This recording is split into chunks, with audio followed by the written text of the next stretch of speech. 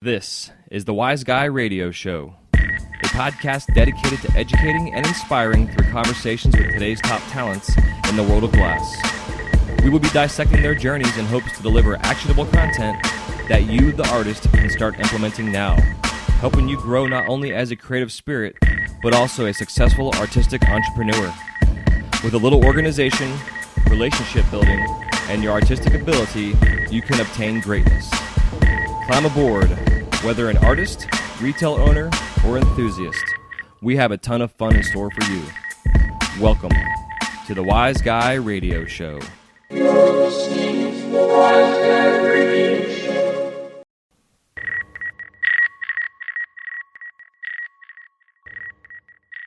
This episode of the Wise Guy Radio Show is brought to you by Mountain Glass Arts. For the month of November 2017, Mountain Glass is offering their Boros sale. Get your Chinese rod and tube at 50% off. Just put in the coupon code Chinese, that's CHINESE, and get your hands on some of their new opaque Chinese colors. They're really nice. I've actually been working with them myself lately. And for all you beautiful soft glass nerds, they have their Creations as Messy sale. Just put in the coupon code Messy, that's MESSY at checkout. You get 40% off. All right, now on with the show.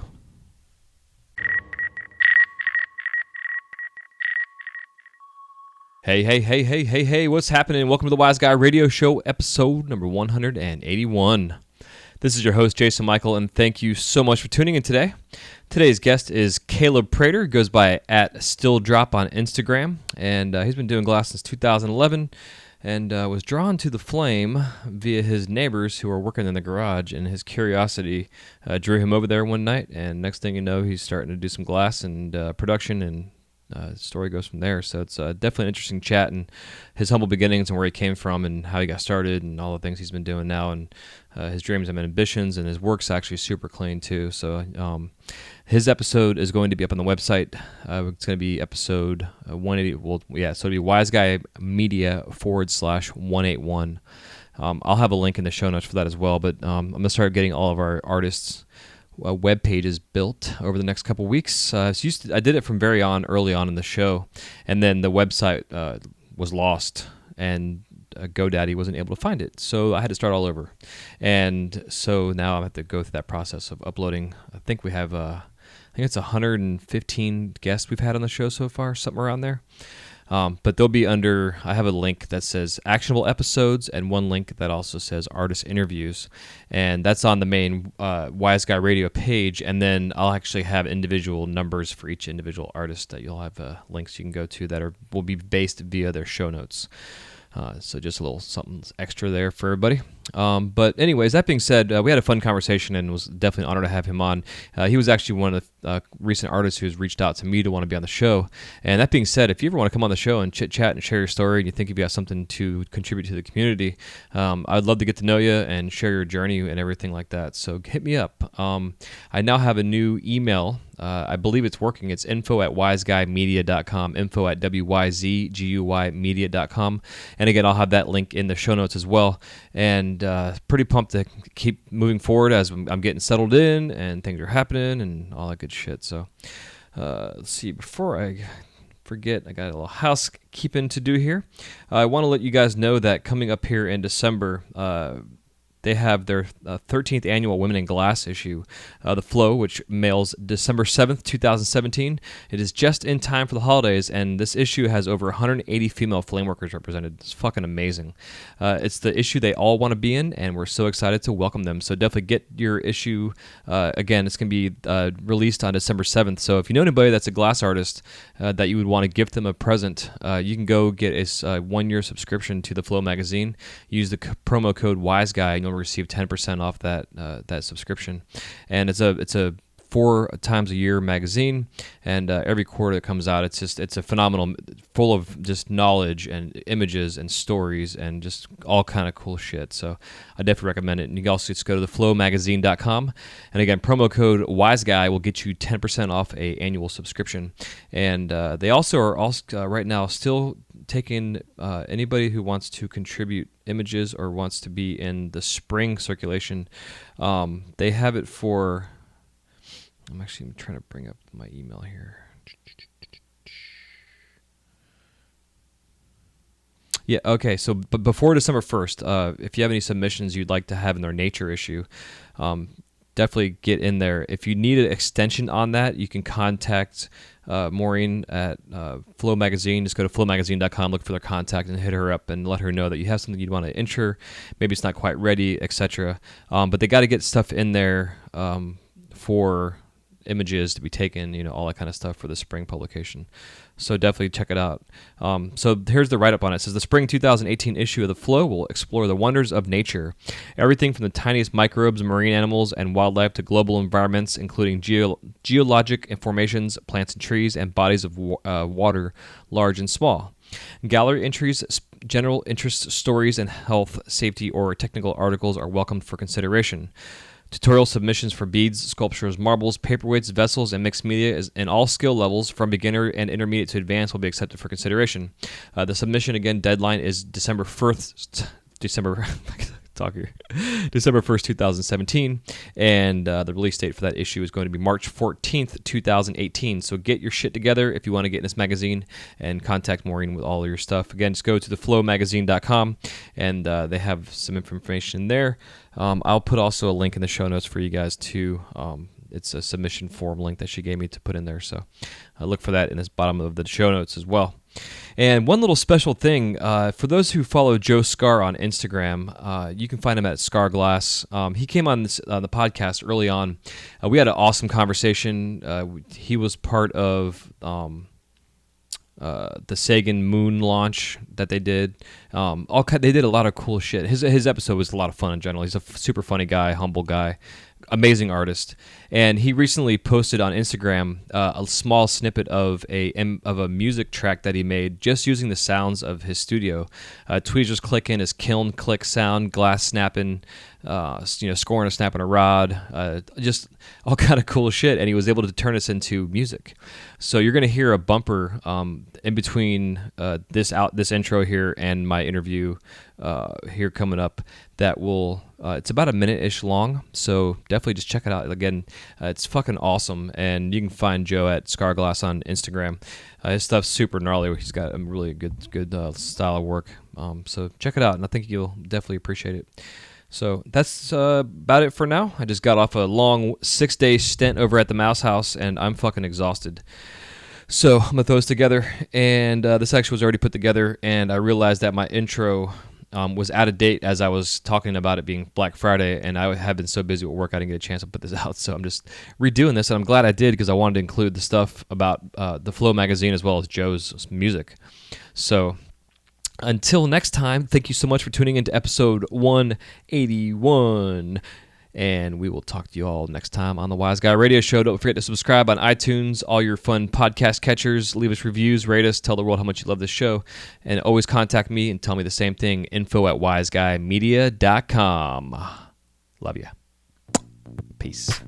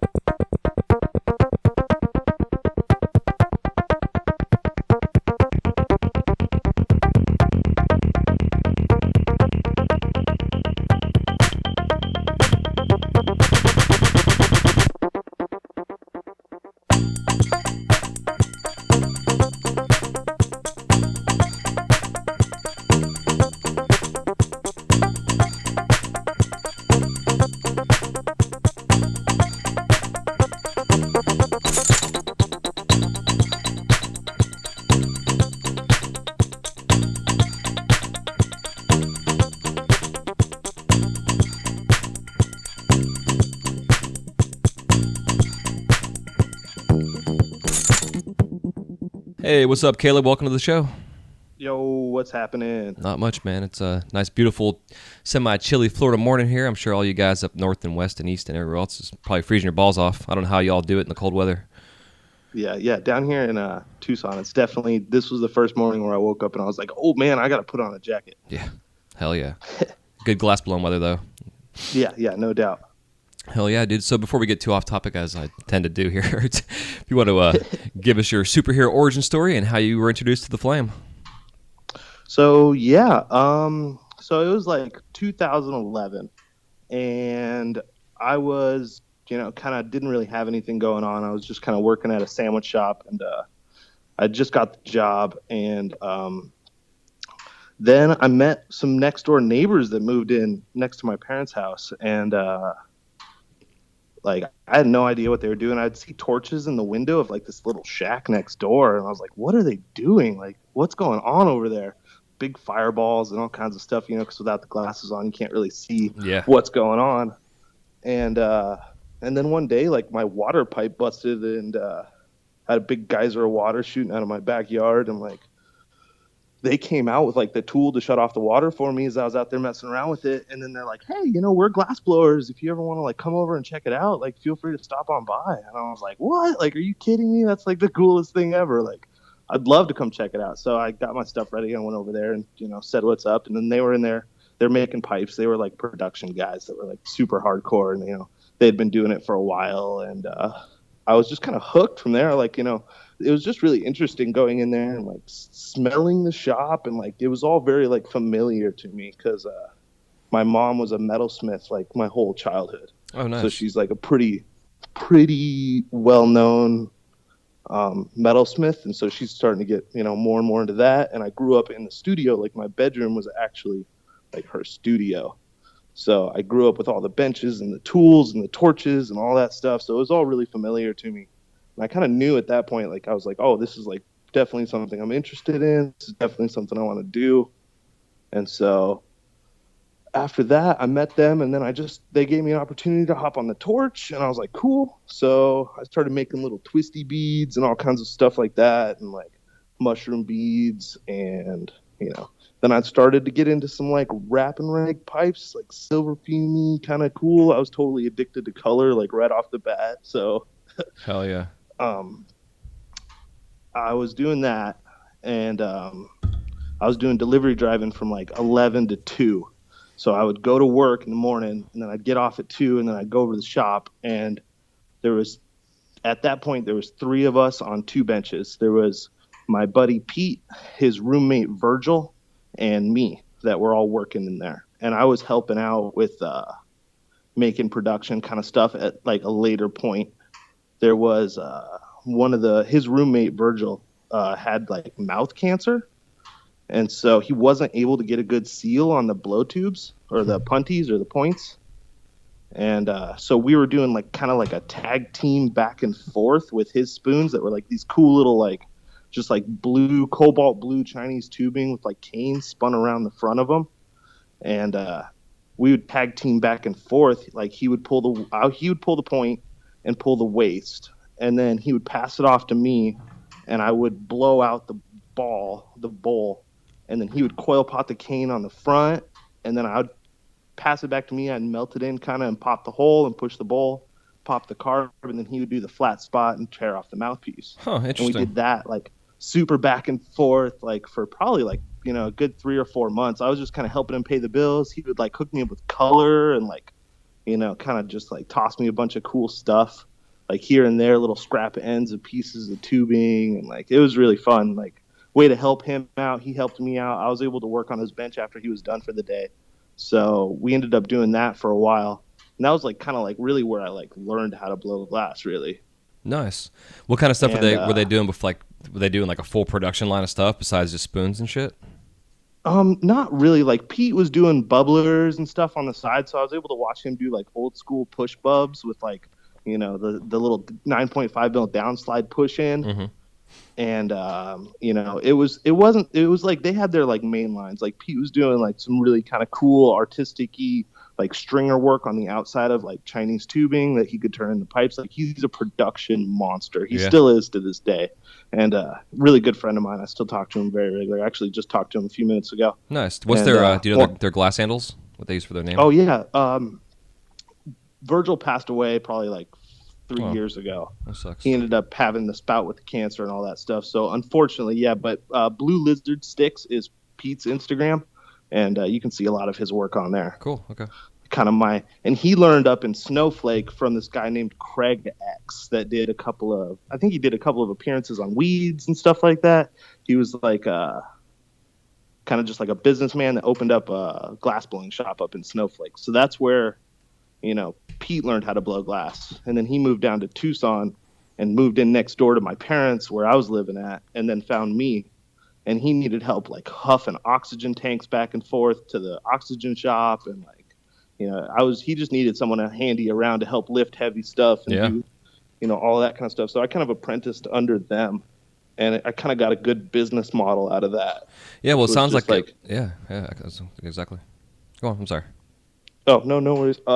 It was a good production model, like learning, the dollars per hour, how much your materials cost, how much, time you want to spend on a pipe, like what you need to charge for it. And then he took me around and introduced me to like the main shops here in Tucson. And there's one company that has like 4 shops here in town that are just like really heavy buyers, and they keep me really busy. So, definitely was a hookup on how to sell the stuff, which was super cool. Yeah, man. It's not, I think like in terms of like a real apprenticeship in a sense, I think that's how it should be done. Like not only learn the material itself, but understanding, as long as the teacher or the master is qualified, quote unquote, to understand the business side of things, or is already doing it, to implement it and help you and show you that kind of stuff. Because all day long you can make shit, but if you can't sell it, what's the fucking point? Yeah, no doubt. It's not what you can make, it's what you can sell. Yeah, I mean, everybody can, put as much time and effort into making stuff. And I think, quality sells itself. You know what I mean? Yep. Like if you're making a quality product, if it's the right price point and it's the right quality, like you should be able to sell it. And so that was really the business model, was like make quality stuff, don't skimp on the color. Like, the stuff's not terribly expensive to be able to get. So at least at that point it wasn't. So yeah, there was all of that. And then like, that was like it was this little tiny, like almost like a quarter of a trailer, like storage room next door. So like we had 2 benches set up and I think it was like 10 feet by like 5 feet bench space, or like the total room. So it was really tight and super compact, but it was nice because we had a big cooler that blew in there, kept us nice and cool during the summer. And so we did that for, I think it was like 3 years I was working out of there, 2.5 years. And then after Virgil passed away and I ended up moving in with Pete at a different location, and we set up a new studio. And from there, that's really where I kind of started to pick up some of the more like, headier techniques, or like just different techniques, I guess, like the space fuming and like doing stuff and puffs or blow-ins. Like I thought those were really fun there for a really long time. And so I started making these cool little pipes. Like I called them my smoothies, and they were like some of my first pictures on Instagram at that point. And they were like, white, like, gold or like amber purple over white, and then blow it into a piece of like 32 mil and like shape a little pipe out of it, put a little lip wrap, extended carb and some beads on it, and maybe a little honeycomb or something like that. Like, yeah. That was like my first kind of like introduction to like doing something where I was like, oh, these are so cool, I want to make more. And then that's whenever I really kind of got hooked. Like making the production was fun. It paid well. Like I was super stoked on, like, by the time I hit that point, I was really comfortable with the production. Like, I was able to bang out, 30, 40 pipes a day, like be able to, sell them all pretty much right off the bat. So I was able to fund a lot of that. And so I was still doing delivery driving like every day throughout that whole period. And I, finally started getting fed up with the delivery driving, and I think I quit that place like 4 times. Like, and then he'd call me back and he'd be like, "Yo, Caleb, I need you to come in for a day and like do delivery driving." Our delivery driver called out, and I'd be like, all right, I'm coming back." So it was like this never-ending battle of trying to leave there. Like, so, well, you sound like you have a big heart too, man. So like you're willing to help out, even. oh yeah, So, totally. I was super like, I was really good friends with the owner, and I still am. And he totally would call me whenever he needed me, and I would show up and do whatever he needed me to do. Yeah. So Yeah. Plus, it gives you a little break from the pipes. Little yeah, different it was. environment. It was a nice little break from the pipes. It was a nice way to get out and like talk to people and get out of my little cave, and Yeah, exactly. So like that was all good. And then so we were working at a studio that we built at a different location I'd moved out, and I'd like got the place with them, or with Pete, and we had a kind of an apprentice come in and learn from me and him. So this guy by the name of Nate came in, and you can find him at Lung Butter Glass, and now he's got like his own little production company now and stuff. But he started blowing glass with us, and we ended up having a lot of fun, kicking back, relaxing, late nights in the studios and all that good stuff. So it was a good opportunity. It was the first time I really like actually kind of like taught somebody how to blow glass. I feel like it wasn't just me, but definitely started getting the hang of it at that point. Because whenever you teach somebody something, you understand it more, I feel like. Oh yeah, totally. And like that's where I'm at right now too, because like with these online courses I'm doing, and my second big class I'm going to do is a pipe making 101 thing, and I have a student right now who was my roommate, so it was fun to go back to like my very, very basic beginnings from like pulling a point to making spoons, and like having to refresh myself on like the process, all these things that I'm just, like when I teach you step by step by step, but when I'm doing things, I'm taking like 4 steps and turning them into one to to simplify the process and make time faster. Totally. So it's good when you can teach that to really break things down again, to give you an even better understanding of what the hell's going on. Yeah. So I definitely recommend that. Totally reaffirms like your abilities, I feel. Yeah, absolutely. Yeah, not everybody can teach either, so it's definitely one of those things that really gives you some insight on your professionalism and quality of what you can do, and your knowledge, I guess, at the same time. Yeah, totally. Yeah, and I wasn't very experienced at that time. I had been maybe doing it for like 2.5 years at that point, so it was still pretty fresh. And then I kind of, I don't know, I worked there for about a year, and we, just doing the jam and doing the delivery driving. And then finally I ended up, kind of just wanting to step away and kind of get out on my own. Felt like I had been doing that for a while now. And I was really happy to have the experience, but I kind of wanted to like separate myself and just kind of like step out and like kind of get my own studio and kind of get things going on. So after that, year lease wrapped up, I ended up moving back in with my folks, and my dad kind of wanted to start learning how to blow glass. So I was like, cool, like far out. Like me and my dad go, way back. We're really good friends, and, everything's great. And so whenever he told me he was interested, I was like, well, let's do it. Like hands down, like let's build a business. And we ended up taking a carport in the back of my parents' house and like building walls and like building in a floor and all that kind of stuff, and like building benches, and like we set it up to be like a 2-person glass blowing studio. Nice.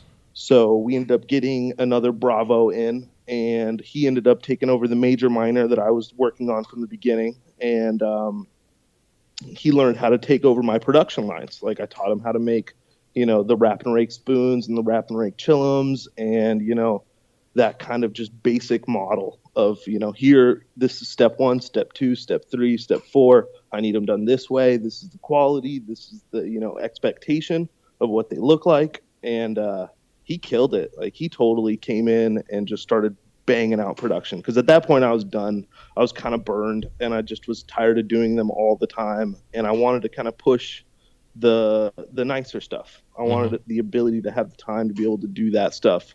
And I felt like I had a market that was good enough to be able to do it. And so he came in, totally took over production, and like helped me out, and like kind of like taught me how to like, run a business, get the even more fine-tuned than I had already known was like, how much does each pipe cost, and how much is like, each amount of materials, and, what do you need to budget out to be able to save enough to be able to reorder supplies and all that kind of good stuff. which really helped 100%. And we ended up getting the business license up and running, and all that kind of good stuff. Kind of towards the later end, which was like, I finally got my DBA and all that good stuff going. Mm-hmm.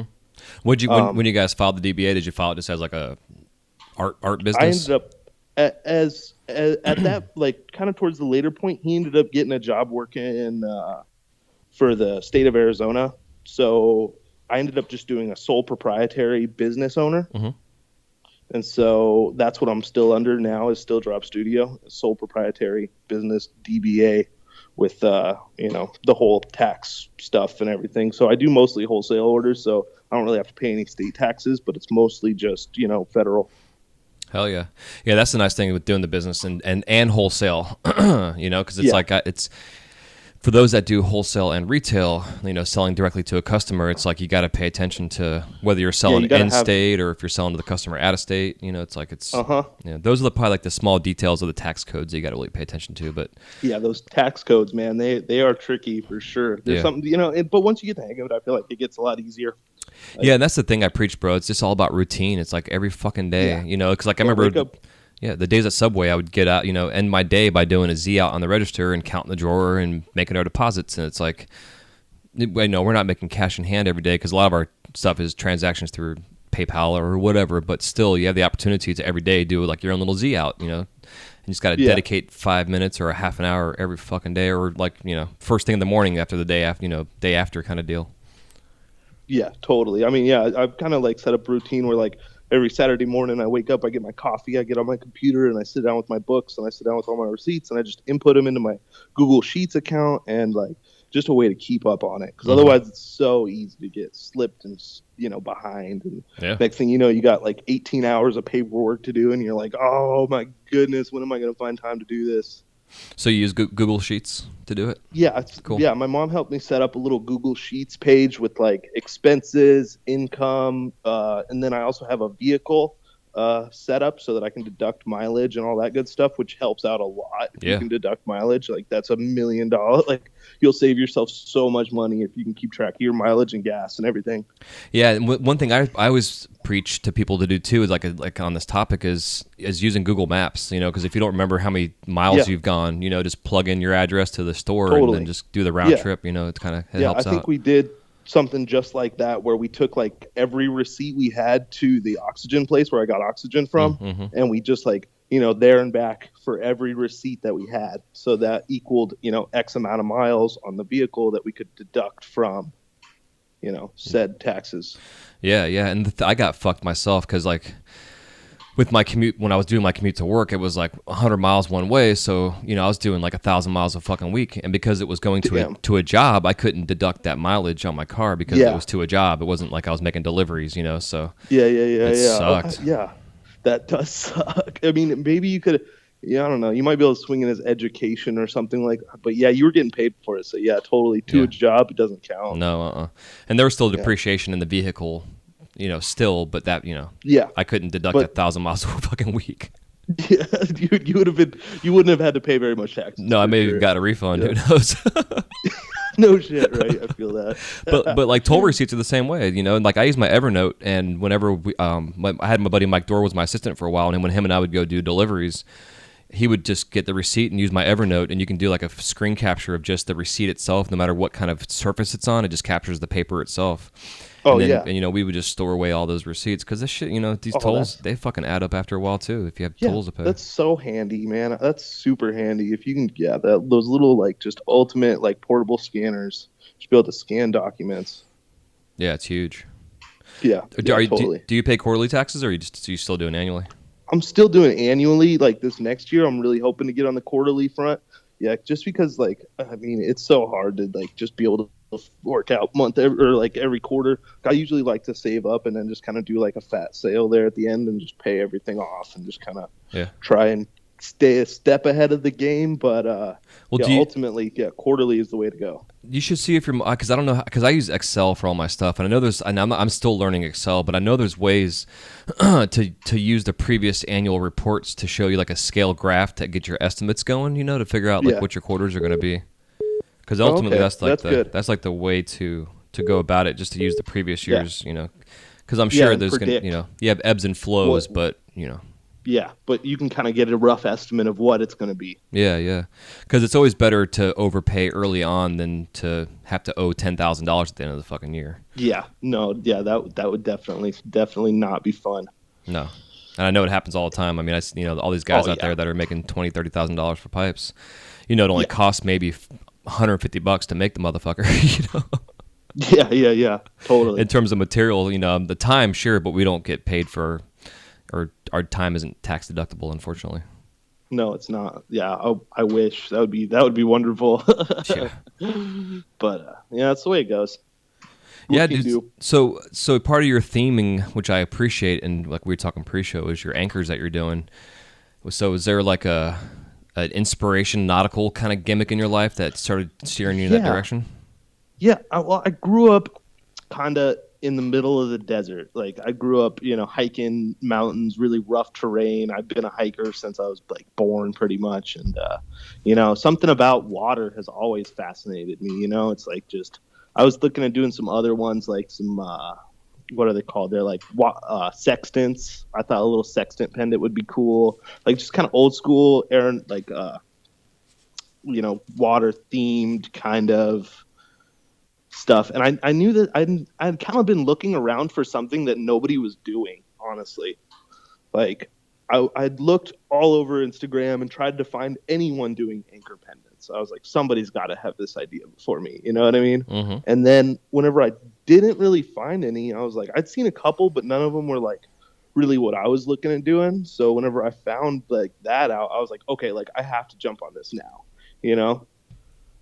Yeah, because once you think about it, just the thinking process, 45 other glass blowers are going to fucking make it. I know, yeah. And it happens so fast. It does. It's ridiculous. Like, I was thinking about doing these really cool, like, this is funny. I was thinking about doing something really cool with these, like, the new, bubble caps, the bubble carb caps.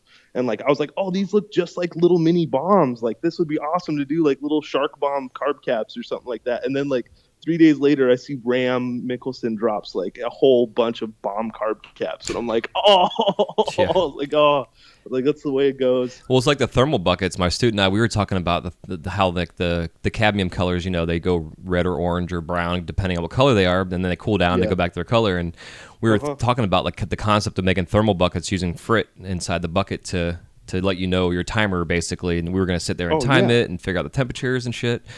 Totally. And then I was talking to some cats, including Q Hefner, and he's like telling me about their thermal buckets. And then all of a sudden it was like 4 other guys. And he was saying there was 3 artists within like a 6-mile radius of his studio that started making them unknown amongst each other type of thing. Like, yeah, they're not talking about it. It's just kind of like a universal like conversation. Yeah.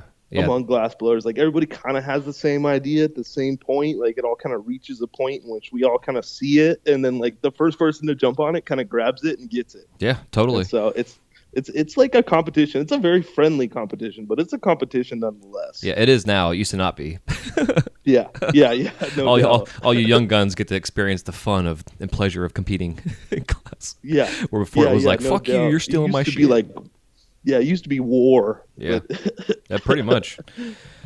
Yeah, and it's still a dog-eat-dog community out there in terms of the sales and shit going on, but, it's... Totally. But, it's fun. I feel like I've had, like, definitely had people come after my stuff, and, like, I've seen it on the shelves, and people try to beat my price point, It just kind of means, like, I don't know, I've always looked at it as I just kind of got to step my game up, you know what I mean? Mm-hmm. Yeah, if totally. Someone's getting close enough... I agree, 100%. It's like, okay, like, I need to step it up. Like, obviously, my stuff is not, or either that, or it's like, okay, that's cool. Like, you're just making my stuff look better. Like, either way, it depends on which way it goes. Yeah, exactly. But and that's the thing. It's like when you're going out and looking to sell your stuff or figuring out what you want to make, take experience and ideas from, like I did an episode on like going out and doing like a little recon mission and go into a smoke shop, don't tell them you're a glass blower, look what's on the shelves. And if you need to copy some of the stuff on there because it's product they have and they purchased, obviously, so they want that kind of shit, obviously make it, but sell it for the same fucking price. Don't undercut the artists. Yeah, don't undercut artists, exactly. That's something that I've really tried to focus on whenever I was selling stuff, is like, because like, one of my really good friends, Pete, he's like, kind of in the same production-y market that I was in. I never wanted to like go to his price point. Like I wanted to leave his price point alone. You know what I mean? And I wanted to make sure that either my pipes were, smaller and, the right price, or like, further up the line where they're in the like over the, $10 to $20 mark wholesale. Yeah. Yeah, exactly. So it was stay away from that one price point, try and like, make sure that, you're not undercutting anyone or like overcharging, or try and find that right point, because that's really where your stuff's going to sell. If you can find that perfect spot where it's like, obviously like the lower price it is, the faster it's going to sell. But, at some point you have to like understand that other people need to get paid too. Yeah, exactly. Yeah, it's smart. And it's there's certain underwritten code of ethics we have in this industry that's not a lot of people follow. A lot of us do, but then there's also a lot that don't. Yeah, there's some people out there that are just trying to make money. Yeah. And I understand that, but it feels a little, I don't know, it feels a little wrong. Yeah, to me it seems like it's the panic that makes it happen that way, or addiction, one of the two. It's like I got to pay a bill, so I got to go sell this, or I need my whatever and I need to go sell this. Yeah. Yeah, totally. I think that's both of those are very valid and true. Oh. But then you also have like certain demographics and areas, like here in Florida, we're a touristy state. So as many badass smoke shops as we have in the state, we also have probably 10 times more that are a little hole in the wall, that are selling import shit or selling people's stuff that they can just throw away more or less. And there's nothing wrong with that. Buying it by the pound rather than by the piece. Well, dude, like when I went to Champs in Orlando, there was a guy there that had spoons for 65 cents and had bubblers, like little mini small, like, they were like 3-inch bubblers for 85 fucking cents. They were imported. Oh. Yeah, they were, and I asked the guy how he was doing. He's like, oh, we sold the whole booth. And he had like $250,000 worth of glass sitting there, and he was, Holy shit. He was just walking around handing out flyers because he was all sold out. Jeez. Yeah, and that's the Florida market. It's just, it is what it is. It's like there's gas stations selling shit. A lot of these gas stations are getting shut down because of the local laws and stuff that are stopping it. But, wow, it's definitely an interesting demographic and dichotomy we have here in Florida compared to like a legal state like Colorado or where you're at. It's like as things start to move, and even though we have medical here, it's still not it's not a medical state yet. It's just fucking stupid. Yeah, it's so confusing trying to stay up with the laws on that whole front. Like, whenever medical got legalized here, and then right after that recreational happened in California, and whenever recreational happened in California, I started getting some more clients out of like the the recreational or medical. There was like a medical distributor that hit me up and was like, one of my friends that I'd met, and he ended up getting into the whole recreational scene. And then he was like, hey man, we want to like start offering like promos to some of our customers for like free pieces. So I ended up doing like a couple really big orders for them, where I would like sandblast their logo on a bunch of like really simple pipes and sold them to them. And like they said that they killed it over there. Hell yeah. Like so it was like totally just random, but it worked out wonderfully. Yeah, that's definitely it's smart. Definitely hooked it up. Yeah, it's a whole different market, and it's so weird because like I hear like in Washington D.C. with it being medical there, but like the dispensaries can't sell pipes, and you can't sell, or even I don't think you can sell pipes in D.C. period or something like that. I don't think that they were selling them. I think they were just giving them to the giveaways. They were like giveaways to all their customers. Yeah. Well, I know like in Florida where they were trying to pass this quote unquote bong tax, they were actually going to call it, which ended up becoming a joke, but what they were trying to do was basically say that if you sold tobacco products that you had to pay this bong tax, and if your shop sold pipes, you had to sell at least, I think it was like 70% actual tobacco to be able to sell pipes in it.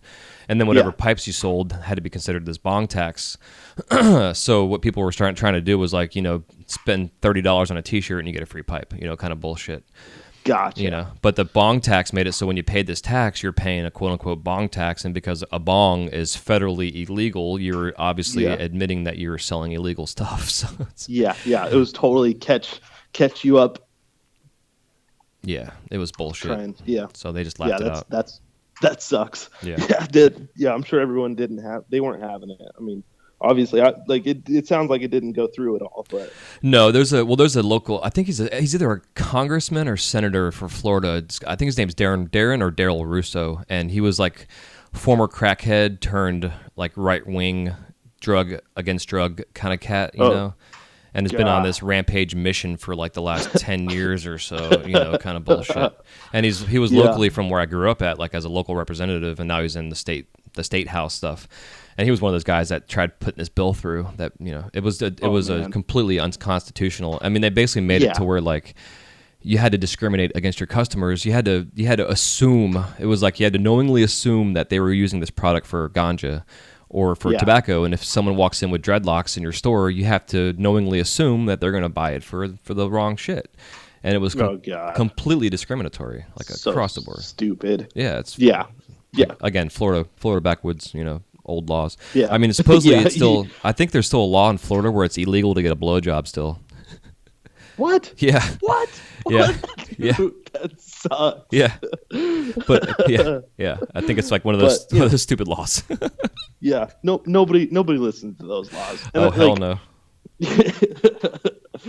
Yeah. I think every state has some weird, stupid thing that, they came up with back when, whatever, and then it all just kind of faded. You know? Yeah. But they still exist, so they can be enforced. So watch out, guys. Yeah. And gals. Yeah, totally. Yeah, man. So to go back to your nautical stuff, have you gone to like turn that into your pipes and stuff, or are you mostly just going with the pendant kind of concepts?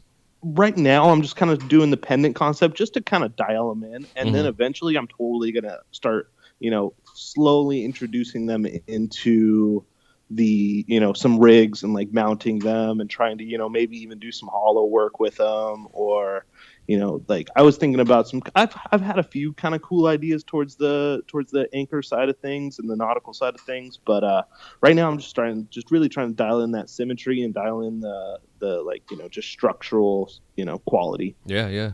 Let's love to see you make them all hollow, make like a Sherlock or something out of them, or Yeah, I always thought it'd be cool to do like a little pendant rig out of one where like like one of the tips is like a mouthpiece and the other tip's like a 10 millimeter ground joint or something like that. Yeah. Haven't quite figured it out yet, but definitely working on that side. Well, now that we talked about it, 45 glass blowers are doing it right now. I know, right? Before this even airs. But that's cool, though. I don't know. I support it. I hope I see some other kind of cool stuff popping out, just because it'll give me new ideas, Yeah, totally. That's what I love about this whole thing. It's like, take my idea and run with it, because then it'll give me a whole bunch of new ideas and where to go with it. Yeah, totally. Yeah, man. So this is Thanksgiving week. You getting prepared for Black Friday and Cyber Monday sales and stuff? Oh yeah, dude. Doing Christmas ornaments are coming up soon. I'm gonna do a big cartel drop Christmas ornament front. Gonna do some anchor pendants and some stuff like that, and do a big discount on my website. So that'll be coming up soon. What's your website? Stilldropstudio.bigcartel.com. Okay.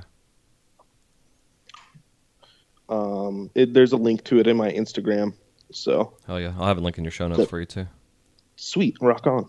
Yeah. Are you selling pipes on the Big Cartel at all, or are you just mostly? No, I haven't done any pipes on there yet. Definitely want to, but I'm still a little iffy on the legality of selling stuff on the internet. I know you can. I see people doing it all the time, but I want to get something set up where it's like a click button where they like agree that they're 18 or over, or maybe even just put like a clause in the description or something like that makes sure that they have, proper abilities to be able to buy it. Yeah. Because I know like the big cartels, like they're like, oh no, you can't sell pipes on here. But then you go on even like Etsy too, and there's like there's pipes all over the place, and then like once a year they go through and they do a clean sweep and they knock everybody off, and then all of a sudden it's back at Yeah, totally. It seems like it's just like it's a constant battle with them, but so far I haven't sold any pipes on there. No, everything that I've done is through Instagram, which has been picking up lately. Like I haven't really been pushing Instagram more lately than I have in the past, but definitely sold quite a bit of stuff through Instagram with the auctions and just little orders here and there. Yeah. Hell yeah. So kind of going back to your dad, is he coming in the studio at all with you, doing anything, or is he just mostly? Yeah. So I just ended up building a new studio. So I'm not working out at my parents' house anymore. One of my dad's friends came back from DC, and he was out there working, and he came back and bought a house here in Tucson. And then he called me I think it was 6 months ago in maybe April. And he was like, hey, what's going on? You want to grab some lunch? I got something to show you. And he came out and showed me this fucking big house up on the foothills of Tucson that overlook the whole city, and like it's got this huge like 2-car garage that I'm sitting in right now that's now a glass blowing studio. Nice. It was like all red brick with like 4 big windows on the sides, and they were just built in. So we took, I think it was like all of July and part of May to be able to build it. Like we just completely revamped the whole space. So did you guys skip and June? built in You skipped June in there somewhere? Or my bad. It was like our opening day. We wanted to open by July, and we started in May. Okay, so it was May and June. Okay, there you that go. we were building it, and then by July 1st, we wanted to have it open. Cool. I'm just busting your balls. So we took like 30 days, 45 days straight of just like painting and putting in like swamp cooler and our whole ventilation system and building the benches and getting the tanks and everything we needed to be able to have it, fully operational by July 1st. So that was a really big process. And so then this has been by far like one of the nicest studios I've ever worked in, and totally is like a place for, creative, beautiful glass to be made. Badass. What kind of ventilation system did you guys get in there? We did a cool kind of like, it was like pressurizing the whole room with like a 5500 CFM swamp cooler, and some shutters that opened up with like big fans in the windows. So like there's a straight blow across our whole studio that like the coolers on one side, and then the fans and the shutters are on the other side. And whenever the room pressurizes, it opens up the shutters and the fans suck it all out while the whole room's getting pressurized. So it clears out like once every like 2 minutes. I think we mathematically figured it out. So the cooler was pumping enough air in to be able to clear the room out, relatively quickly. Right. Cool. Hell yeah. I definitely want to get some hoods in here though. Eventually, like that's kind of the next step. We need to get some hoods in and, get a little bit more, I think, because you can never really have too much. Yeah. As far as I know, Yeah, that's why I've always enjoyed like just doing like the fan in a window in front of me kind of deal, especially when you're dealing with like frits and powders and stuff. I don't do powders anymore, but find frits and what stuff to get those particles just away from you, or you're fuming and stuff. Which again, I don't do much, but yeah. Definitely. Yeah, it's super important. I mean, I started with just a fan in the window and like that worked, but eventually you still get like a little bit of that lingering smell, especially whenever you're silver fuming or working with stuff. Like sometimes it can get funky, man. Yeah. You got to watch that ventilation, like seriously. Yeah, especially in a big important. Yeah, and then like you're talking about a 2-car garage, that's a pretty good sized space. Do you guys have like high ceilings in there, or is it? Yeah, it's like a big like tapered roof, kind of A-frame. Yeah, that's kind of how my setup is right now too. Yeah. So. Yeah, you can see pictures of it on my Instagram too. I took pictures of like the whole building process and everything like that. Okay, cool. So hell yeah. Definitely worth checking out. So yeah, and then he's in here, my buddy. You can find him at I think it's Kimler.c on Instagram, but he's learning how to do marbles. I've been teaching him how to do vortex marbles, and he's really into that whole kind of like artistic-y creations, sculptural stuff, and he's really been killing it with his gold and silver fume. He's really into that, so it's really cool to watch and help him, and he kind of like gives me some cool ideas here and there, so he's a really good soundboard to bounce things off of. Nice. Yeah, that's how my student was like that too. Yeah, it's fun having someone next to you that's new and passionate and has that hunger, Yeah, totally. It like revived me to get back in here, and now I'm waking up at like 5 o'clock in the morning and getting over here by 6 and getting my production done by like 2, so that whenever he gets off work, he comes out here and just like we bang out cool stuff from there on out. Yeah, man, that's smart. Do you have like a regular routine schedule for yourself like that? Like, I've been building one more regularly lately of just try and get here as early as you can Monday through Friday, and then take Saturday off. Don't even come out here, just because you want to get that distance. Just because I feel like I put so many hours in over here that sometimes I just need to step away and like go for a hike or try and get some nature in, or just sit around the house and watch Netflix all day. Sometimes that's awesome. Yeah, exactly. And that's the beauty with what we do, man, is to create that lifestyle. You can really choose what the fuck you want to do and just work your glass around it, time wise. Because that was kind of what I was Oh, doing. yeah. Be done by like 1, 2 in the afternoon before. I mean, especially in Florida. I mean, you're the same way, dude. In the summertime, it's like 1,000 fucking degrees out there. Yeah. So it's like, and then I'm going to the beach afterwards, or get my kids from school, or whatever. Or Yeah, just whatever it is, just totally. But it takes so much. I've noticed it takes a lot of self motivation. Yeah. If you're not a self motivated person, if you can't wake your ass up at 5 o'clock without a boss yelling at you if you don't show up, then you're probably not the job for you. Yeah, it's very true. Or like the night owls that go, starting at 9 and work until 5 or 6 o'clock in the morning, which I still think is unhealthy for the human body to do that kind of stuff. Yeah, totally not healthy But- at all. Like I used to be like that. I used to stay up all night and blow glass, and then I'd go to bed and wake up at 2 o'clock in the afternoon, and then go back to work later on the evenings, and I just found that I was just exhausted all the time. Yeah, exactly. That's what it does to you. It just completely throws up your circadian rhythm and all that shit. Next thing you know, you're putting on weight and Yeah, totally. all that Yeah, shit. it's something I've always struggled with is a little bit of I've been working out a lot lately, and I think healthy body, healthy mind kind of thing. It helps me a lot. Oh yeah, man, it's the damn truth. 100%, I agree. And that's what got me into with like the guys over at Zen Dude Fitness with the jump rope and stuff. And Brandon had a podcast years ago that he did. It was called Entrepreneurial Fitness, and it was all about that. Oh. Like if your your body and your mind are sound, then everything else around you, your business, your life, your relationships, everything just kind of goes into place. Which is it's a big deal for sure, and especially for a lot of us in the community that have some kind of mental health something, whether it's ADD or OCD or bipolar or depression, anxiety, all that shit. Like proper sleep and fitness and diet is a key to just maintaining. Totally, 100%. Yeah, hell yeah. So do you have any kind of like, I guess, future big dreams of where you want to take your glass, like in terms of benefiting the world per se? Yeah, I definitely want to kind of develop a style that's based around kind of allowing yourself to. I want it to capture your essence. I really want to be able to make some stuff that allows people to connect to it in a way that they can build a relationship around it. And I've been kind of doing that with the anchor pendants. Just it symbolizes grounding yourself and staying solid, and kind of it's hard to say where it's going right now, because I'm definitely kind of trying to find a voice at the moment. It's like I've been kind of working more towards the sculptural side of things, and I put a lot of time and effort into just craftsmanship. I haven't done too many rigs, because whenever I do rigs, I want them to come out the way I want them to come out, with clean welds and everything nice. And so I'm still working on that front. It's hard to say what it's going to turn into, but I'm not stopping. So I guess there's that. Yeah. Well, do you find too, like the flower community has a demand for your stuff even more so?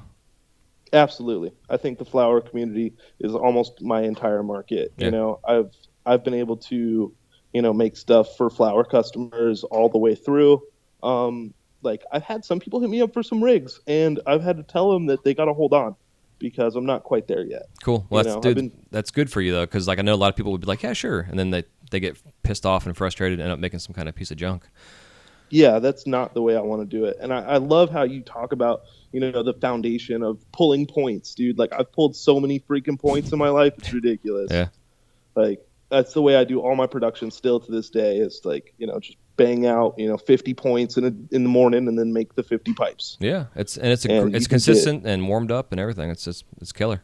And I've really tried to focus on the craftsmanship of clean lines and symmetry, and that whole front is that's the way I wanted this to go. I want to go slow and steady. I feel like if you try to rush anything in life, you're going to end up taking shortcuts. And if there's one thing that I've learned from glass, is that it will show.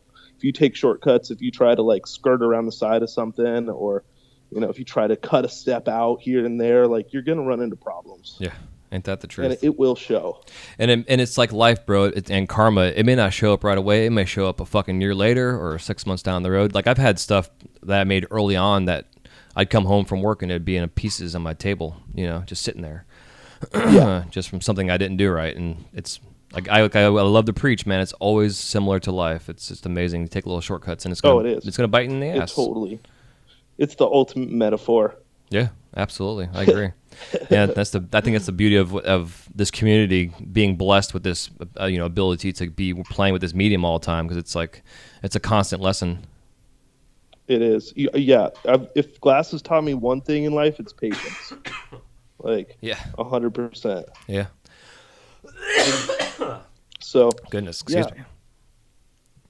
let me think here. Back to what I was saying earlier about, we just got a oxygen frog system in too. Nice. And that has changed my life.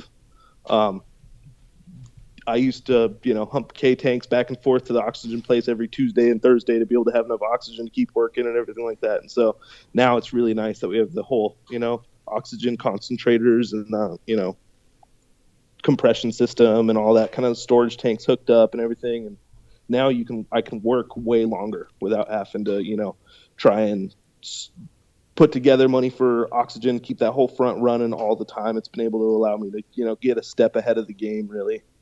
Yeah, man. I would recommend that to anybody as an investment. It's definitely, it makes a big difference. Scott and I've been talking behind the scenes. He's going to be coming on pretty soon to talk about the new bullfrog that he's got out that he revealed at Glassroots. Oh, I saw that thing at Glassroots. It was amazing.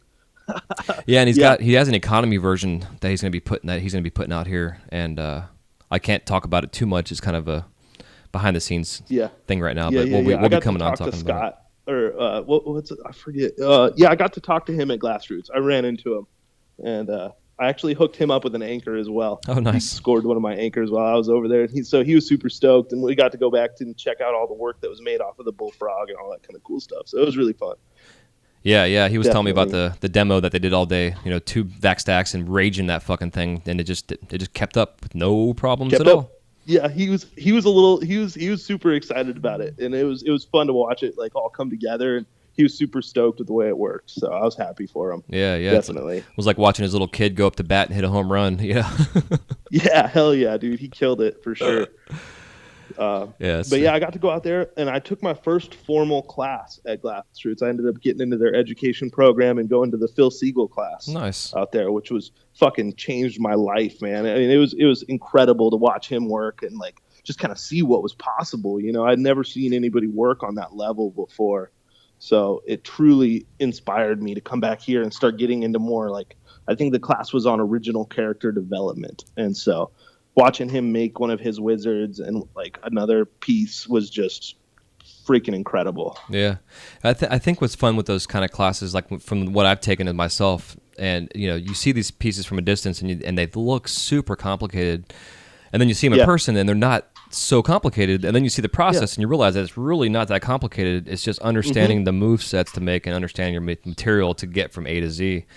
And Phil's a great example of that. His wizards are such a simple form thing, but they're fucking spot on every time, and it's also a cool piece for him to collab with other artists too. Totally, yeah. The wide range of techniques that you can apply to something so simple is cool. I think that's really it. I think it's about nailing that simplicity that allows you to really just capture whatever you're trying to do in a way that will. Obviously it is what it is, but it doesn't have to be perfect every time, Mm-hmm. You can kind of you have some artistic freedom there. So that's something I'm definitely going to be working on. Yeah, and it definitely takes I don't want to simplify it and say it's easy, because it's not. It's no, it's not. It's a hard process to understand, to make your stuff simple. It's what it comes down to, because it's totally easy to overcomplicate it. Exactly. It's way easy to add way too much. Yeah, that's why I don't paint, because whenever I paint, I can never find the finish line. I'm always adding things to it and keep going. I'm just gonna keip going. Yeah, totally. Then it's a fucking mess, so I just throw it away. Yeah, no, I totally agree. That's it, 100%. But then, with Phil, you see the simplicity in his work, but then you see the koi fish he made a year and a half ago, whatever it was. Yeah, you're what the? Yeah, it's fucking crazy, bro. With 8,000 scales or some shit the thing had. It was just. Yeah, that is dedication right there. Yeah, it's phenomenal. And go on. One of the big things that I learned from that class was just he was talking about how whenever you're creating something, to sketch it out. He sketches it out like to scale, which I thought was really cool. Like I ended up going out and get some sketch pads and some pens and paper and pencils and all kinds of stuff and trying to like sketch out my designs like to the size of the piece so that you can just hold your piece up right there and go, yeah, that's the right size. Yep. And then next thing you know, it all comes together, and really your proportions, I think, is like one of the hardest things to judge with glass. It's like trying to get two things exactly the same size is really hard. Yeah, exactly. So if you can sketch it out and then just make the pieces and put them up to it, and then you're like, no, I have to remove a little, or, oh shit, I got to remake it because it's too small, or... Yeah, and that's why too. Like part of what I enjoy, like with over at the Mouse House, is a couple of our artists have taught me, like when I'm doing character work or any production, like if when Jimmy Dill's one of our guys, when he's doing some of his character work, like he has like hands that are already samples that he's already pre-made that he uses for references, or like to make the head the same size every time of a character, he has just a marble that he's made that's the size that the head needs to be, or like an ear, this is the size that it needs to be, and he just kind of like has those as references, and he's got this little plastic like toolbox kind of gimmick, like a little flat like a tackle box almost kind of looking thing. And then he's just got these little pieces and parts all in there, and he just has each little slot has this is the character and this is their parts and components and the proportions for what they are. That specific piece that he needs. That's a super cool idea to be able to just like, because then you have that size replication, you have that like detail replication, and like if you're trying to like make something, one of the other things that I learned from this class, if you do like a really really like super sculptural hand, and then you just have some really simple eyes on there, it's going to look weird. Like you want everything to kind of be in the same level of detail throughout your whole piece. Like if you do like one piece really really like complicated, and then you do something else really simple, it's going to look off. Yeah, and that's what I like about that concept too. It's like the difference between doing like something that's super detailed art wise as like a high end production line, and then doing or not high end production, but just doing like a high end one-off basically, and then you can take that concept and dumb it down a little bit and then make a high-end production line out of it to where it's a little more simplified. You don't have all these cuts and wrinkles and details and stuff, but then you still have the ability to go back and do that to spice it up a little bit more so. Or you can make all your parts ahead of time simple, and then you can go back and add those details to them, so the details are all consistent, but also the proportions and parts are all the same too. You know what I mean? Yeah, totally. That makes sense. 100%. Yeah, that's definitely a cool way of going about it, especially whenever you simplifying something to turn it into a production line. I've done that, a number of times with just even simpler techniques. Yeah. It's like I'm going to remove a couple Marias, and I'm going to remove, like put on a honeycomb, and I'm going to call it good. You know? Yep. Yeah, exactly. But like you look at like Elbow, for instance, like his dynos that he does, and I know he's got assistants helping him make those things, and that's his high-end production line, and then he'll do one with a collab with somebody or put a shit ton of work into it, and then it's like the high-end, super high-end one-off. Yeah, but that's not for every customer, you know what I mean? Like exactly. Not everybody can afford one of those, so it's nice for him to be able to do that every now and then, but still be able to make money off of the lower end ones that a lot of people can afford. Yep. Yeah, it's like your showcase piece versus your case piece. Yeah, totally. I mean, you kind of have to have both. I mean, as a self-employed person, I think it's all about diversity. Oh yeah, 100%. I think that's a really big part of it. Like you have to I know people that are like teaching classes too, and like love doing that. And then like one of the first people I got to meet was Rashawn, and he came down here to Tucson and did the Best Bees show, and he was like the MC for the Sonoran Glass Art Flame Off down here, and he killed it. And like he was one of the first professional glass blowers I'd ever met, and it was really cool to watch him. He came out with he had a little booth with all of his like goblets and different pendants and all kinds of cool stuff. So it was really cool talking to him. Like he was very inspiring right off the bat. Yeah, man, he's one of my favorites in our industry for sure. Yeah, he's super cool, dude. I mean, I got love for that guy for sure. Yeah, he'll be back on soon for episode 200. I hit him up the other day. I'm like, hey man, get ready, dude. Coming back on. Do another one? Yep. Yeah, I'm gonna That's super cool. Yeah, because I figure every 100 episodes I gotta bring his ass back on here. So. Yeah, totally. Yeah, every 100th episode. Wasn't he your first one too? He's like first episode, 100th episode, and then now the 200th episode. Yeah. Jeez, dude, you were killing it with the podcast, man. You have oh yeah. By the way, so. How I found out about your podcast was really interesting. I got one of your Wise Guy stickers in the mail in my Mountain Art Glass package. Oh yeah, and I was like, oh, this is a cool ass sticker. I'm gonna throw this on the back of my truck window. Sure. And like, I think it was like maybe 2 or 3 weeks later, I was like, man, I wish there was like a glass podcast out there I could listen to, because I was just starting to get into like books on tape and podcasts and all that kinds of stuff. And then I like found your website, and I was like, hey, that's the sticker that's on the back of my truck. Like, what is this? And like, then I found out, you were doing this podcast, and I was like, oh, this is so dope. Like, I gotta get a hold of you somehow. And so I left you a comment, and then I did the whole like review thing, and you sent me the little wise guy pendant, which is still super cool. I have him sitting above my computer, like always, like, get your books done. Fuck yeah. He's always looking at me. He's like, hey, what are you doing? Oh, that's awesome, dude. Yeah, man. However I can help, that's fucking amazing. Yeah, dude. No, totally. It's awesome. And I was super stoked to find out that you were doing this, and I'm so happy that you're doing this for the community. And so it's super killer, man. I really like it. Thank you. Every time you drop an episode, I'm like, oh, sweet, it's time to crank out the podcast. Yeah, and I'm actually supposed to have. I've got Jennifer Levine. She's coming. Her episode's supposed to pop today, so nice. I'm like a day behind on getting her edited. I sat down to do the edit, and I realized that I didn't do my intro, which I usually do after I do my interviews. Yeah. And I went to go do the edit. I'm like, where's my intro at? And then I was like, oh fuck, I didn't do it. Yeah, totally. So once we get off the phone, I'm gonna do her intro and slap it together and get it out there for the day. Bam. Yeah, sweet. I'm super stoked to hear that. What, like, so now that you've been doing this for a while now, like, what are you still super stoked to like bring on a bunch of new artists? I know that you said you had a bunch of people reach out to you recently, and everything was going really well. Oh, dude, I got glad. I got the rest of the year basically is booked. First 4 episodes. Super dope. Yeah. I've actually got later tonight a couple cats. I've actually, it's gonna be my first like 2 guys at one time coming on the show. They're 2 business partners that work together in glass, and they have a pretty cool story.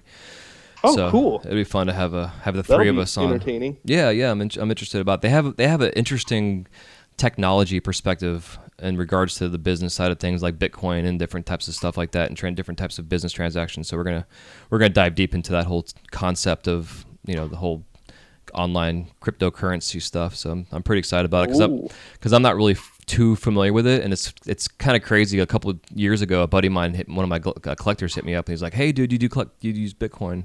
I'm like, "No, what the fuck is that?" He's like, "Well, you should. Here's a link to it." So I was reading about it, and I was like, "Man, this is kind of weird," because I was seeing it was like black market, underground currencies, and blah blah blah, and the ebbs and flows and shit. And then I was listening to a show about 2 weeks ago, and this dude's like, "Yeah, man, so I bought this fucking T-shirt for $20 with some Bitcoin, and now this Bitcoin paid for a T-shirt now would be worth about $250,000 if I hadn't spent that Bitcoin."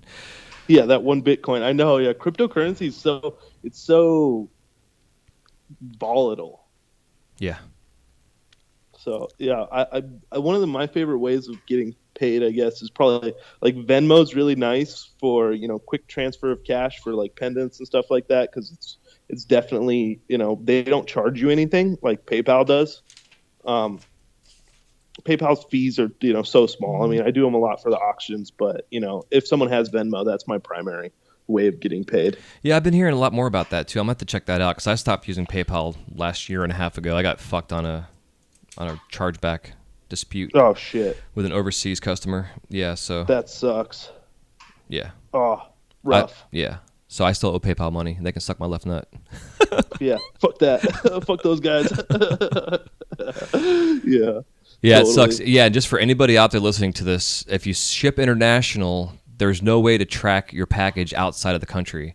So the guests or customers who purchase your stuff can say they didn't receive it because even if they did, there's no proof that they did because the tracking information stops when they leave the country. Because PayPal requires tracking information to prove that it was shipped. And once it leaves the country, there's no way to get it. Yeah, it sucks. So there's got to be some way out there that I'm just not aware about, that I'm just ignorant to. But from talking to the postmaster and to PayPal when this dispute went down, there was like, sorry, there's nothing we can do. Yeah, they got their stuff, and then they can just charge you back for it. Yep. So yeah, international shipping, be careful, definitely. Yeah, it's all my international. Oh, go on. Oh, I just shipped a package out to Australia, so I'm really happy that went smooth then. Like, yeah, and I've had them go smooth too. It was just this one particular thing. It was just part of it was my doing because it took me forever to get this guy's piece made. Yeah. So it was there. He was so totally patient with the whole situation, but it was, long story short, it was a little 50-50 kind of thing. But in the long run, it still was a kick in the nuts. So Yeah, it doesn't sound fun. It doesn't. Yeah, you want those transactions to go smooth and simple. You know what I mean? And anything that happens like that just is like a huge headache, and just totally saps motivation, I feel.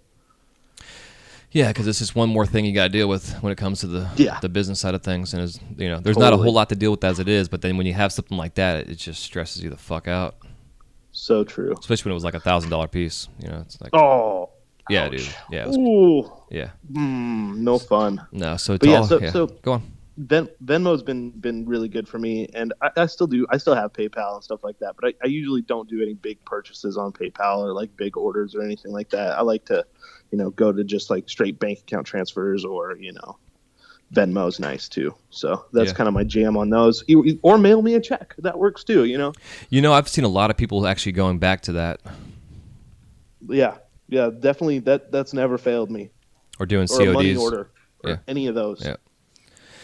Yeah, CODs, because a lot of shops are like, hey, man, blah, blah, blah, can you send me this, that, and this? I'm like, well, yeah, I can, but I need you to pay me, kind of shit. Yeah. And you see these nightmares of people sending off stuff to shops that are brand new or whatever, and whether it was intentional or not, the artists ends up getting screwed in the end or something, stupid, So CODs are sometimes the way to go as well, because they can't get the package unless they have money for you. Yeah. Ship me a check. I'll send it whenever I receive the check, Yeah. It's like include extra for shipping, or unless we develop something else where I was going to do free shipping for you. Like, otherwise, can't really send it out. I try to stick to that. I mean, a lot of times I'll do it if I trust them, if I know them, or we've done business in the past, or, you just kind of do it depending upon the relationship, I feel. Yeah, exactly. And that's the way to go, man. Just establish the relationships, and you'll understand, over a period of time. Yeah, and like, I think whenever you expand your business, or at least whenever I'm expanding my business, I always try to look for sustainable customers. Like, I can find those one-off sales, but they never really like pay the bills. You know what I mean? They're always like, oh, that was nice. And then it's like, well, when are they going to order more? Or, I'm trying to develop like a starter package that shops can order, and then they can kind of fine tune their orders from there, depending upon what sells faster and what they need. And, try and put together a package so that if you buy regularly, you get a discount. Like if you sign up for like a monthly order, or, a quarterly order or something along those lines. Yeah. Yeah, that's interesting you're saying that. It's making my brain think about like these new, like the blue aprons and the different types of food services now, and it's just like an automatic renewal kind of gimmick, to where you can set it up with a shop to where you just get these automatic renewal orders that go out. They can eventually cancel if they need to, but you charge, but until they cancel, they'll keep receiving their order every time. Yep. Yeah, and even have like a variation of packages you can let them choose from, type of thing. Totally. Yeah, depending upon their store and what they want, or even totally. That's definitely a good way to do it. I'll probably implement that. Yeah, me too. Option into the package. Yeah, exactly. For sure. Yeah, so everybody take that to heart, because it's definitely that's one reason I love doing these shows too, man, because it gets my brain rolling and thinking of new ideas, because we all have our ways of doing things, but we're also in the same boat together, so it's we're all just trying to support the customers. They're the ones that are out there using this stuff, and I really love the culture and the people that I get to associate with on a regular basis, and all the cool people you get to meet. Like, I had the most fun out at Glassroots this year. That was like my first trade show I ever went to. So it was a blast. And it was kind of a reconnaissance mission for me. So next year I can get a booth out there, cool. Do the whole, set up, get the whole booth, even if it's just a smaller booth, go out there by myself and just set up a little solo man shop and try and get some orders. Yeah, absolutely.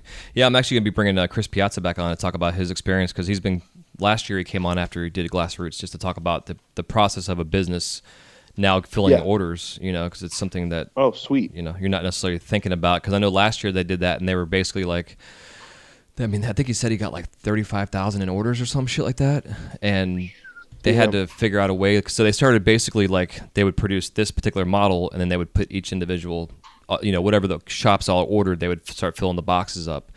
So they basically would fill everybody's boxes and then ship everything out. And so this year he said what they're going to do is just take first come, first serve. So first order gets made, second order gets made. And so that That way, not in everybody's line.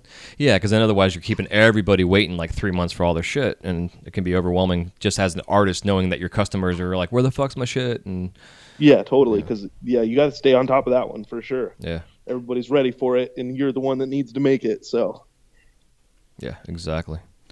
Yeah, man. Well, I think it's a good place for us to take a quick break and thank our Cool. sponsors, and then we'll come back and it'll be time for us to crash the kiln. awesome.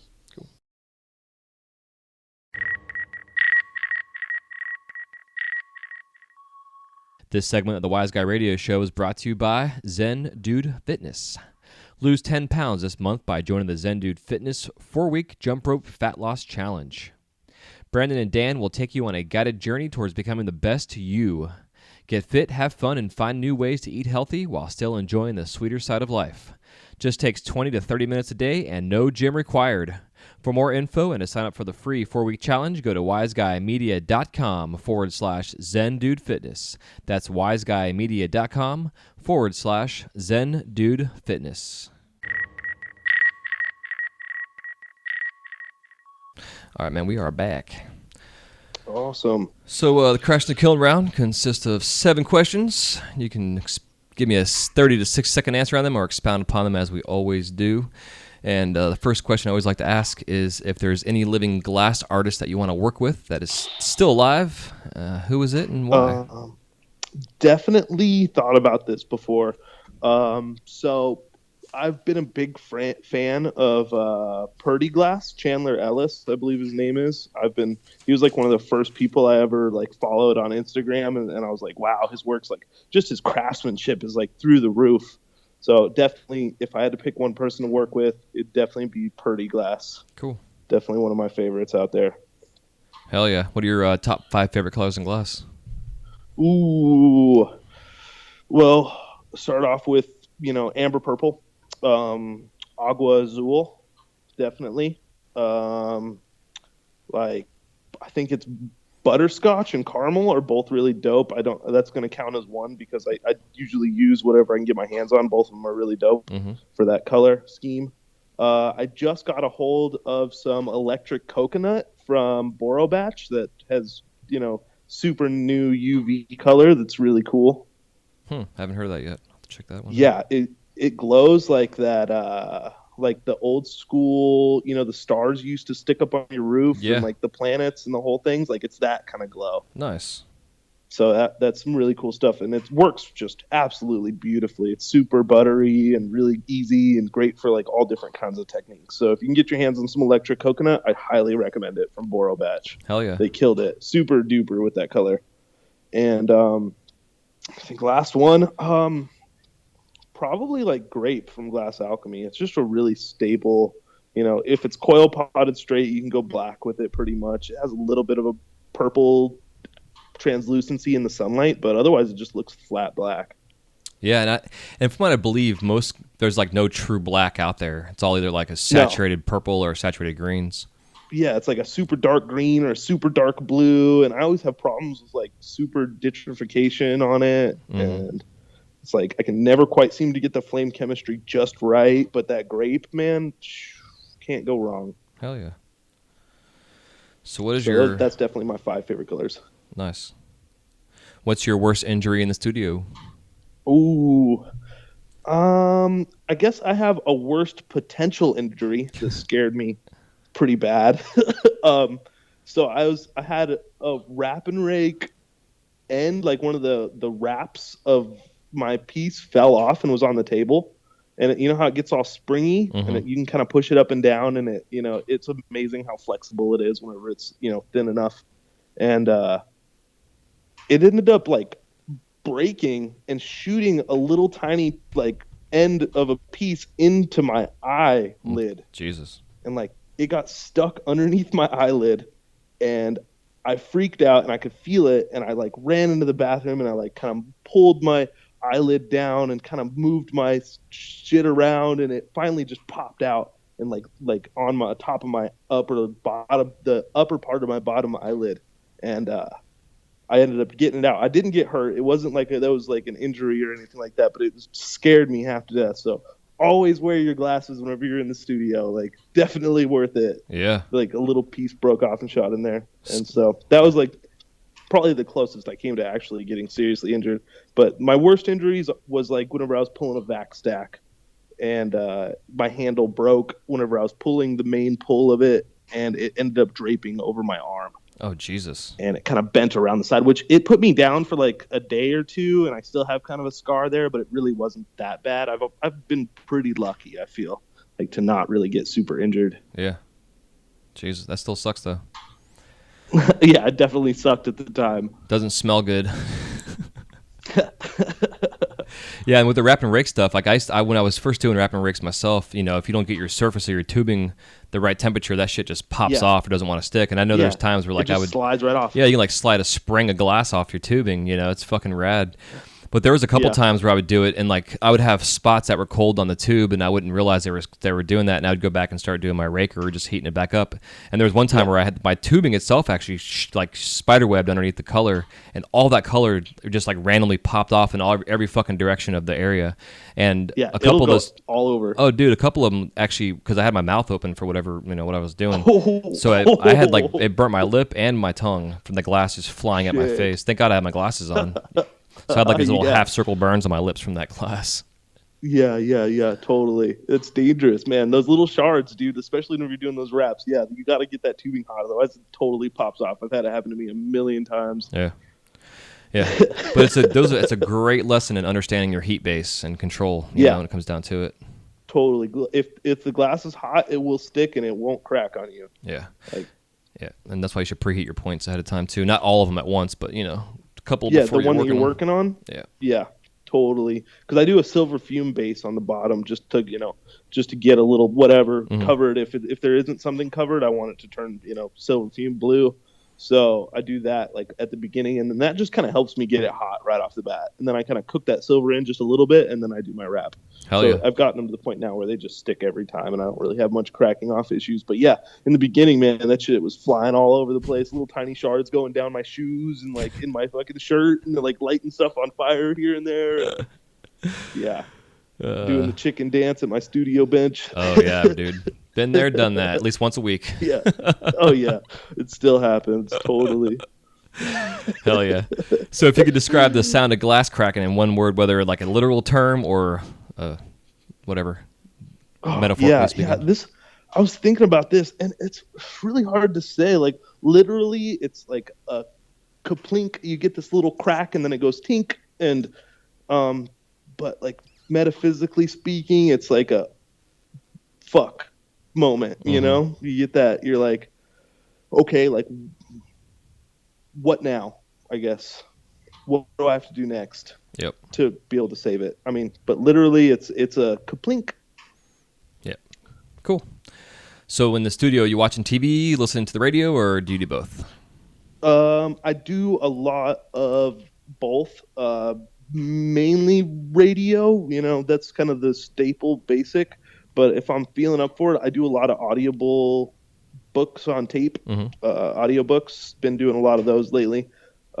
They hit the spot just because whenever I'm doing production, I feel like I want my mind to be as active as my body is. So keeps me entertained while I'm working for like a long period of time. I can get sucked into a story and just like, lose, 8 hours, 10 hours and be like, oh, sweet, all my work's done. And I read a book while I was at it. Yeah, exactly. Any favorites that you've come across? Oh, I don't know. Mine's pretty specific. I'm really into like military history. Okay. So I do a lot of like, I did a lot of books on the Afghanistan wars and Iraq war.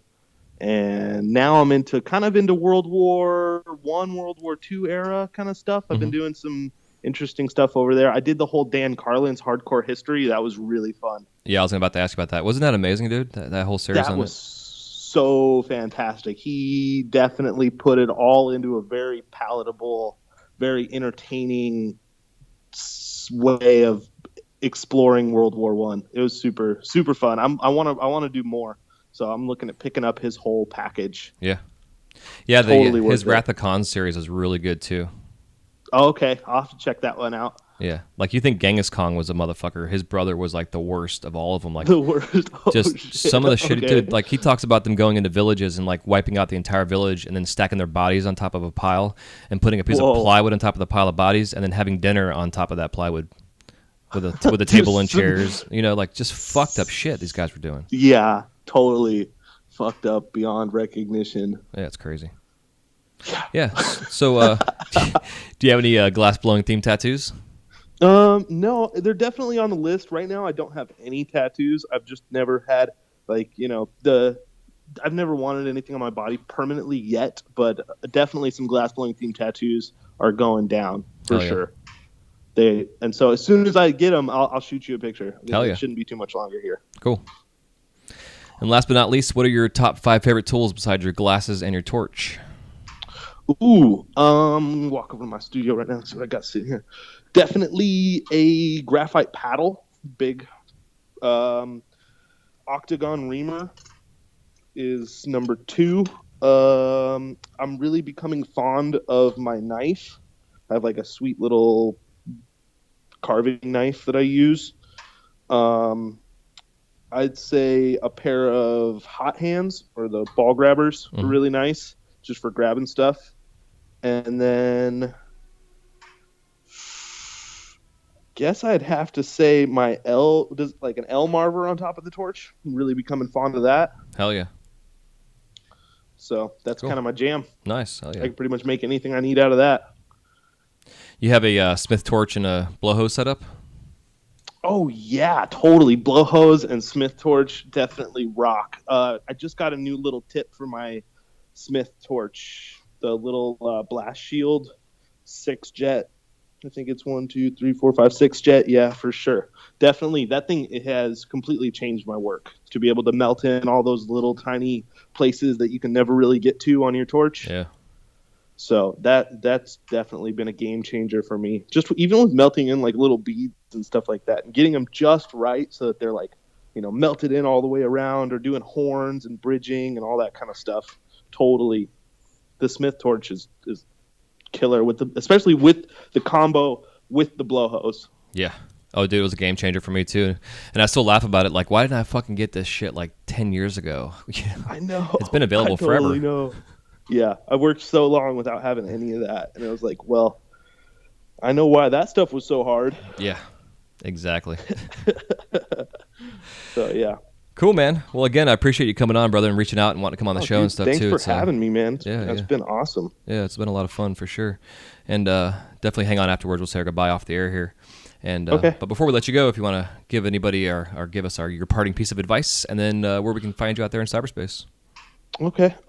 Parting piece of advice, definitely. I don't know, maybe slow is steady, dude. Just try and focus on you. Do what you think is cool. I mean, everybody kind of like gets on these hype trends and every color hype and all this kinds of stuff. But I think money follows passion, man. You got to just stick to what you believe and try and dedicate yourself to that. And don't push yourself. Don't try and jump ahead of where your skills are at, and just allow yourself to be a part of the journey.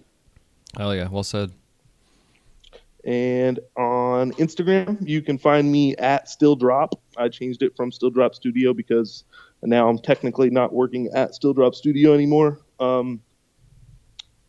Then, even though it is, but it isn't, it's kind of, I just wanted to drop the studio for now. Yeah. Maybe it'll come back later. But yeah, you can find me at Still Drop on Instagram, or you can find me at Caleb Prater on Facebook. That's more for, friends and family and stuff like that. But occasionally I'll post some stuff on there. So either way, and then my Big Cartel page, which you'll have listed in the show notes. Yep, absolutely. So yeah, kind of like that. Cool, man. Well, again, dude, it was an honor having you on here, and thanks again for my little my anchor. I'll be wearing it. It was an honor to be here, and I'm super stoked you dig your anchor, man. I'll be doing a lot more of those. Yeah, definitely. I'm looking forward to seeing where you take it. It's gonna be sweet. Be fun to see, yeah, for sure. Rock Hell on. yeah. Well, hope you all enjoyed this interview with Caleb here. And again, you can find him on Instagrams and social feeds. I'll have all the links in the show notes for you guys. And until next time, we will talk to you on the Wise Guy Radio Show. Y'all take it easy. Peace. This episode of the Wise Guy Radio Show is brought to you by the Flow magazine. Since its inception, the focus of the Flow has been to provide a bond among members of the lampworking community. In every issue, you can enjoy great content with the hottest artists and cutting-edge techniques using the latest industry products. These features, along with the continuation of our Women in Glass edition, Glasscraft Emerging Artist Awards, inspiring gallery showcases, dynamic general interest articles, as well as health and safety information, make the Flow the leading international lampworking journal. For more information or to subscribe to the Flow, go to theflowmagazine.com. That's theflowmagazine.com.